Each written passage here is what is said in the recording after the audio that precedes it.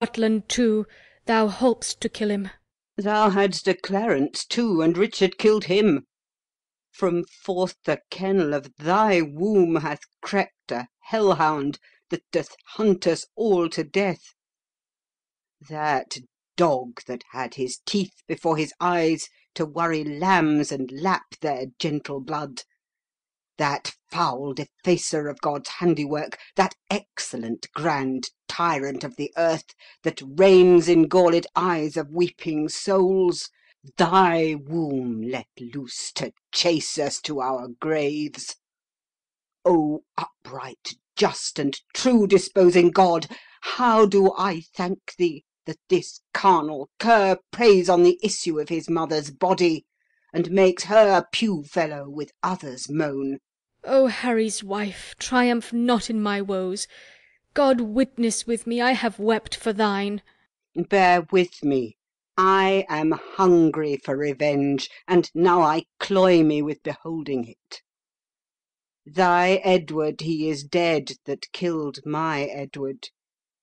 The other Edward dead to quit my Edward.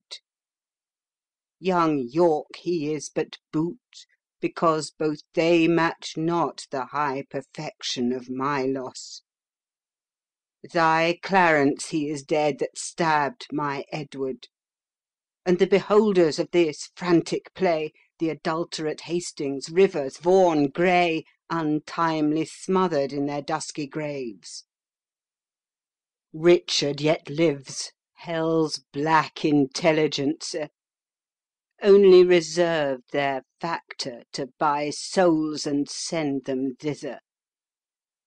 But at hand ensues his piteous and unpitied end. Earth gapes, hell burns, fiends roar, saints pray to have him suddenly conveyed from hence.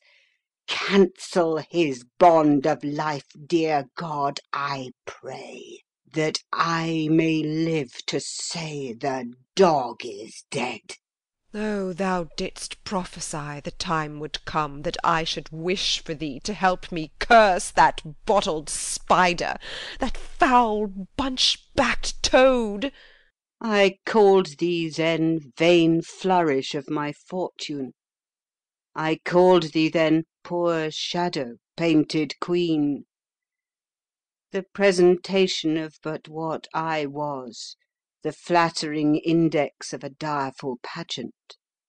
One heaved high to be hurled down below. A mother only mocked with two fair babes. A dream of what thou wast, a garish flag to be the aim of every dangerous shot. A sign of dignity, a breath, a bubble.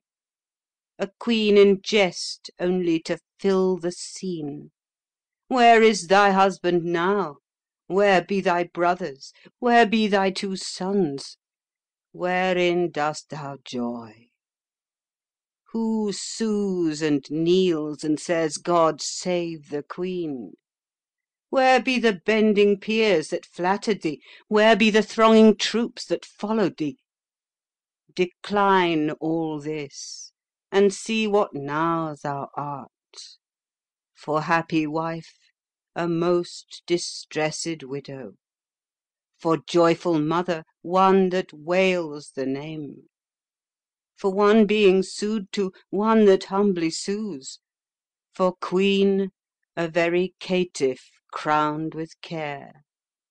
For she that scorned at me, now scorned of me. For she being feared of all, now fearing one. For she commanding all, obeyed of none. Thus hath the course of justice wheeled about and left thee but a very prey to time, having no more but thought of what thou wast, to torture thee the more, being what thou art. Thou didst usurp my place, and dost thou not usurp the just proportion of my sorrow? Now thy proud neck bears half my burdened yoke, from which even here I slip my weary head, and leave the burden of it all on thee. Farewell, York's wife, and queen of sad mischance. These English woes shall make me smile in France. O thou well skilled in curses, stay a while, and teach me how to curse mine enemies. Forbear to sleep the night and fast the day. Compare dead happiness with living woe. Think that thy babes were sweeter than they were, and he that slew them fouler than he is. Bettering thy loss makes the bad causer worse. Revolving this will teach thee how to curse. My words are dull. O quicken them with thine. Thy woes will make them sharp and pierce like mine. Exit. Why should calamity be full of words? Windy attorneys to their client woes, airy succeeders of intestate joys, poor breathing orators of miseries, let them have scope. Though what they do impart help nothing else, yet do they ease the heart. If so, then be not tongue-tied. Go with me, and in the breath of bitter words let's smother my damned son, that thy two sweet sons smothered. Drum within. I hear his drum. Be copious in exclaims. Enter King Richard and his train, marching. Who intercepts me in my expedition? O she that might have intercepted thee by strangling thee in her accursed womb, from all the slaughters, wretch, that thou hast done. Hidest thou that forehead with a golden crown, where should be branded, if that right were right, the slaughter of the prince that owed that crown, and the dire death of my poor sons and brothers? Tell me, thou villain slave, where are my children? Thou toad, where is thy brother Clarence, and little Ned Plantagenet his son? Where is the gentle Rivers, Vaughan, Grey? Where is kind Hastings? A flourish, trumpets! Strike alarum, drums! Let not the heavens hear these tell-tale women rail on the Lord's anointed. Strike, I say! Flourish. Alarums. Either be patient and entreat me fair, or with the clamorous report of war thus will I drown your exclamations. Art thou my son? I thank God, my father, and yourself. Then patiently hear my impatience. Madam, I have a touch of your condition that cannot brook the accent of reproof. Oh, let me speak. Do then, but I'll not hear. I will be mild and gentle in my words. And brief, good mother, for I am in haste. Art thou so hasty? I have stayed for thee, God knows, in torment and in agony. And came I not at last to comfort you? No, by the holy rood, thou know'st it well.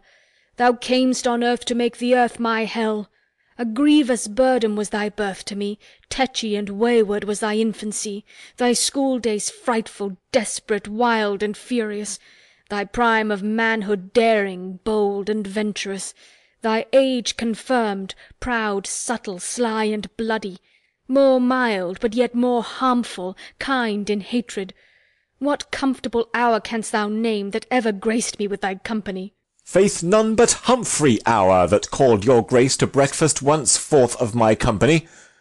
If I be so disgracious in your eye, let me march on and not offend you, madam. Strike up the drum. I prithee hear me speak. You speak too bitterly. Hear me a word, for I shall never speak to thee again. So. Either thou wilt die by God's just ordinance, ere from this war thou turn a conqueror, or I with grief and extreme age shall perish, and never more behold thy face again. Therefore take with thee my most grievous curse, which in the day of battle tire thee more than all the complete armour that thou wear'st.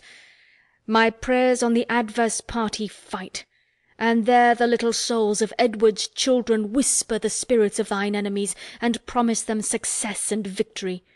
Bloody thou art, bloody will be thy end. Shame serves thy life, and doth thy death attend. Exit. Though far more cause, yet much less spirit to curse abides in me. I say amen to her. Going. Stay, madam. I must talk a word with you. I have no more sons of the royal blood for thee to slaughter. For my daughters, Richard, they shall be praying nuns, not weeping queens. and therefore level not to hit their lives. You have